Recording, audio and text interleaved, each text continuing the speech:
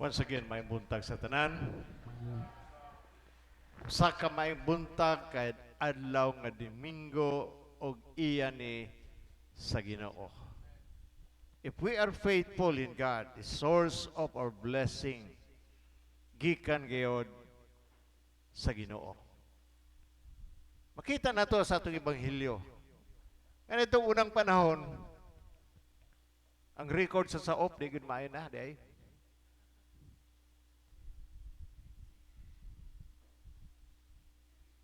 Mga angkon og yuta nga dili ila. Magbuot pa sa tag-iya. So, Bible is everything makita na to nga eksakto. We just came from the area of Visayas, particularly in Antique, where among gi-bless ang usa ka simbahan o gi-appoint mo ang usa ka pari dito as a rector of the church. Niadto tulo, they are increasing now, nahimo ng 5 og napay 2 nga umaabot. Amen ba mo ana? Amen. Galihok, no? O last 2 days ago, ang duha nato ka pare niadto sa Coronadal Cotabato, kay naay gidala sila dito sa GMA Channel 7 to minister to the people in that place. Special po sila, gikuha man daw gihatod. Pero ang time, gipit kayo. But actually, they minister to these people nga naay mga daghan hurim-hurim. No? Daghan sabak sa banang uban diha. Panambal, panutho. Kung naamo ana isurrender na, kay dili na maayo sa kabuhayan nga moabot sa inyong tagsatag sa kinabuhi. O ka na mga dagway, ang mga tawahan ng mga palong ra gyud. So ato nang una-unaon pag-ayo that faithfulness pagka faithful nato o sa atong pag-obey sa Ginoo is a source of blessing. At times society we are distracted. Nga naka-distract nato ang kalibutan nga unta to amanta sa pulong sa Ginoo. We are distracted by problems, circumstances, situation, and trials. This is what we call distraction or hindrance of our blessing. Tanan man ta gusto ta mga panalanginan. Amen ba ana? Morning mga distract sa atong kinabuhi from trusting God and deny us from the blessing of God. Kano man nag-focus sa so much sa trials. We go more in our emotions. Ang emosyon nato mo'y nag-rule. Ang atong pagbati dako o kahimuan sa paglambo sa atong pagsulay if we're really ruled by our emotion. Atong hinumduman nga ang gugma, it is not an emotion, but love is a decision. Mark 11:24 it says, whatsoever things when we pray, believe that we shall receive them and we shall have them. Mutuutang nga ato nang nadawat. Believing first before we receive. Kung ato ning madawat, malipay ta kay ato mang nakuptan. Mao na ang gitawag natong emosyon. Believing first is basing our faith in God. Amen ba ta ana? Magalakaw ta diha sa pagtuo sa atong tagsatagsa ka sitwasyon. Gusto maka natong panalangin sa Ginoo. Then, number 1 is our faithfulness. Amen ba ta ana? Pagsalig nato diha kaniya. nga mulambo ang buluhaton sa Ginoo ni ini nga kalibutan.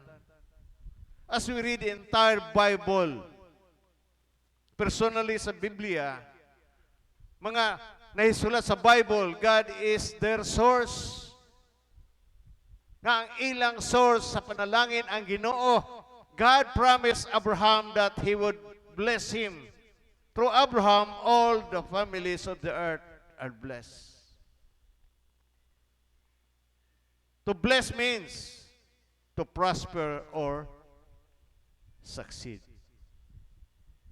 Kasi nagsalig ta sa atong trabaho, nagsalig ta sa atong negosyo. Pero sa di ta kauna-una nga ang source ana mao ang Ginoo. God is really a good God. Maayo siya nga Ginoo. When I travel, ako di ko maawa og sulti ani kay experience man ako ni. Mga travel ko og bisag asa. Wala gyud ko pasagdi sa Ginoo because I really trust God. In terms of finances, kung ang katedral may mugasto, hapay ang katedral, wala ko iswildo sa mga pare nga full-time o mga deacon nga full-time. Pero nagatuota nga ang source na to ang Ginoo. Why? The word of God is say, silver and gold are mine. He owns everything. Gikuha na nato kitagaan tagiyawi sa Ginoo, but blessing will open up the windows of heavens. Gusto ba ninyong panalangin? So mo intro na sago sa atong paghatag sa atong tithe og offering ani. Mura man na. Dili makamamilyonaryo ana. Kundi source of income sa inyong panimalay and also protection sa inyong tagsa-tagsa ka panimalay og each and every one of us.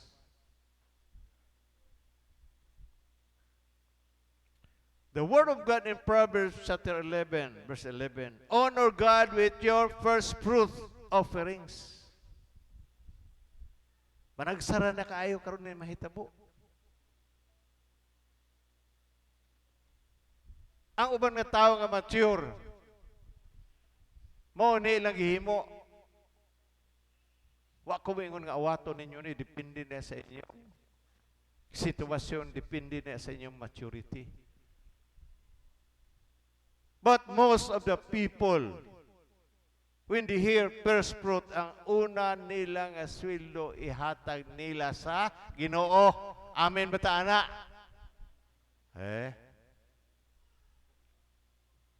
Lisod himuon. Pero mo nang angay na itong buhaton. First fruit gani, is kay sara man na. Di man na sa sunod tuig first fruit na po, no? Kay sara na. Nga buhaton na to. Nga makadawatag panalangin sa Ginoo. Honor God with your first fruits offerings, and the blessing shall rest upon your house. Moabot sa inyong tagsa-tagsa ka panimalay. Now as a Christian, speak the blessings over your life, over your family. Amin ba ta na? Hello. Speak God's blessing. Everything on earth will increase because of the blessings of God. Gusto ginato kanang word nga panalangin, daghan kay mo kuanana, daghan kay mo angay ana. Pero naatay angay nga pagahimuon. Tagsa-tagsa nato natay potential, meaning that can happen to us. Angay mahitabo naaapan dili pa makita. Most of the people, kini ako gina-experience in Kalibo. Bishop Dick teaches about the blessings of God. Dili iniingon nga hyper faith ne or prosperity teaching, but it is really from the Bible.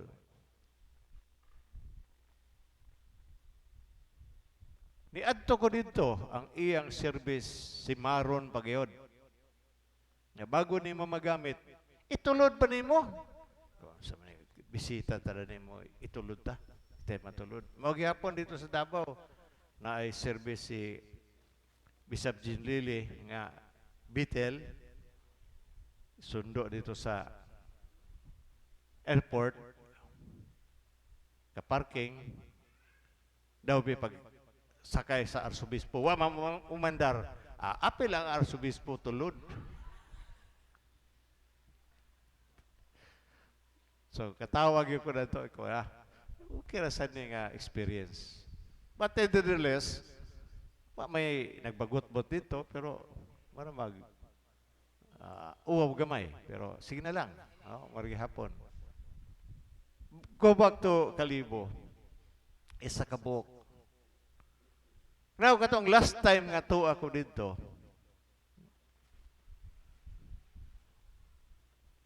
nakita na nako nga mag-ilog na sa parkingan.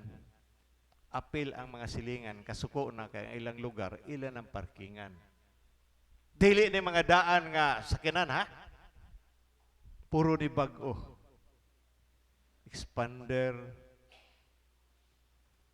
sana sa Toyota, Hilux, Conquest, o sa Mitsubishi, Strada, Isuzu, puro bag-o.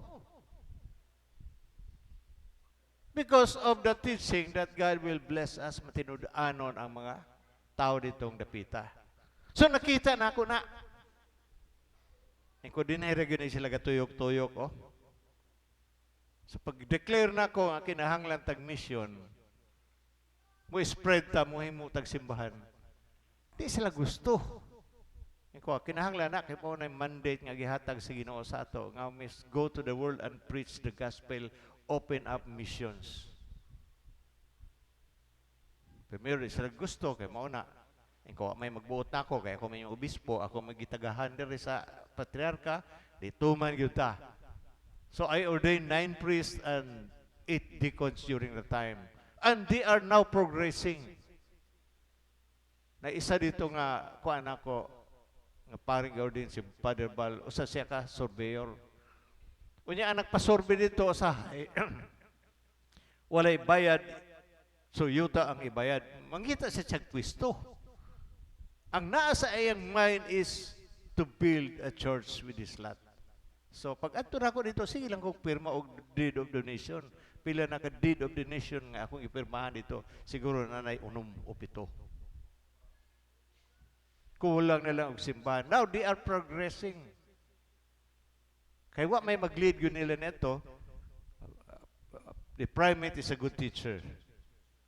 Pero pag apply ana sa mga tao, galisod sila. Kaya primero gakontrahon mo ko nila. Ikaw awag mo raw, di magubali-bali ninyo.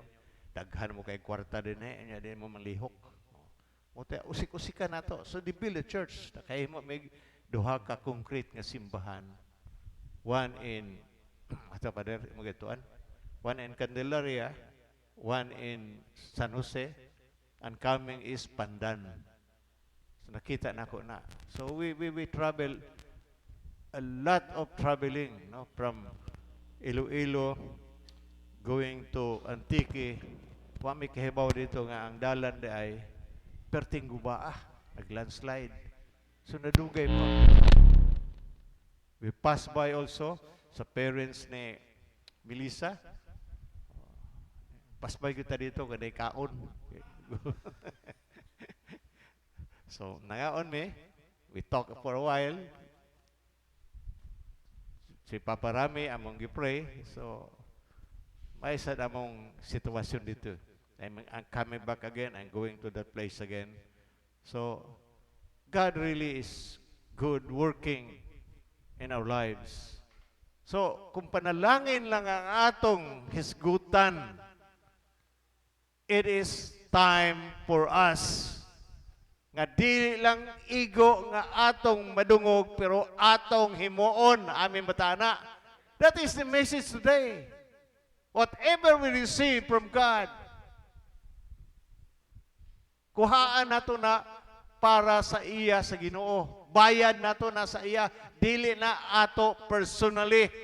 That's where the blessing starts. Agud usahay daghan kay mga Kristohanon nga nagbanita sa problema sa kwarta. Why? Because we are not following. We are not faithful in our giving. We are not faithful in our serving before God. Dili ta matinud-anon miski pangalagad sa atong magagahom ng Diyos, maakulat ka, mayut ka, nakasabanda. Kinahanglan magpadayon ta sa atong papangalagad sa Ginoo where blessing starts in our lives. Dili sa atong mga trabaho, dili sa atong pagka-bright, but the source of our blessing is really from God. Nya di ta ka mauana. Try. Nang yung Ginoo, prove me, and I will open up the windows of heavens to pour out the blessing. Ang rason dahil nato, may tawa na kwarta. May nalang ni, palit na ko bugas, 1 kilo. Maunta to'y source sa panalangin kung atong ihatag sa Ginoo. But right now, this day, Domingo karon, i-open nato ang atong huna-huna. Mamatay lain kung kulang tag kwarta. Sa may atong huna-huna, mangutang dayon. Di ta mahuman atong pangutang. Why not start giving to God in that area? Mura na. Wala na lain nga solusyon sa atong pagkinabuhi. Maluoy ta sa atong kaugalingon, maluoy ta sa atong mga anak. Nga mura gihapon ang atong sitwasyon, gusto nato nga maura gihapon ilang sitwasyon, no? Kinahanglan nga mulabaw sila sa atong tagsa-tagsa ka sitwasyon. Amen ba ta, anak? Usahay ipakita pa nato sa atong mga anak nga kulang tag sa gitawag nato nga kwarta. Ipakita nato nga pobre. That's wrong. Sa ako nag-isulti pirmi, ano daghan kay mga pastor dari sa Ingong. Ilang mga anak, dili gusto nga mga pastor. Kaya nga no, gutom ko no. Sa ako, it is a blessing. Tanaw ni mo na. One way or another, ako kini akong anak si Jan, katawan na magkaina siya. Kaya na iyang papalit. Yung kula ko yung kwarta. Siya asa man to imong card be kaya to ibuta mo gawas lagi ng kwarta. So mo na yung pagtuon itong una. Nga makita man siyang ato ko si ATM gawas kwarta. Na usahay wa may mo gawas kung wa kay deposit. So na yung gusto paliton siya nga di palitan na di siya wala no money. Siya ama to imong card be butang kay mo gawas lagi ng kwarta. So mo na ilang thinking usahay, no? So,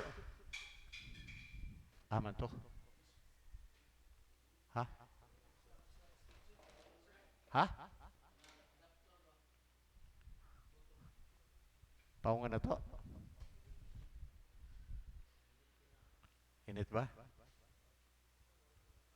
Di mapalong? SDMI. So, din siya mapiktuhan.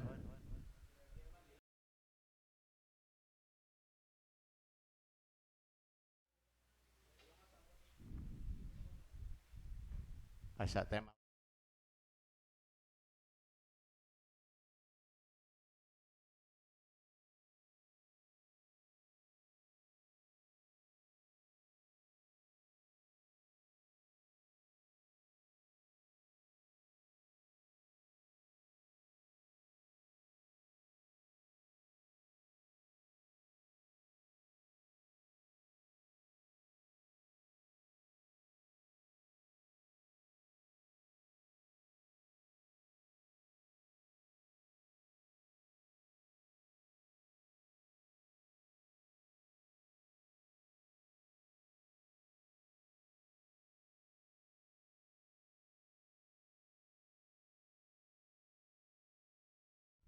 Usay grasya na lang ginamabot sa Ginoo. But if we follow God's principle, it says whatever your hands touches, God will prosper. Amen ba ta, anak?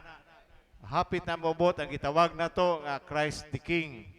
Feast of Christ the King, and we have to do something nga kini ato pagagamiton karon piyesta gyud ni. Amin bataana. Asan mo guna-una sa gasto kay natural ang gasto mo gasto gyud ta. But God really will provide our needs. Amin bataana. Gihangyan tanan sa pagpanindog.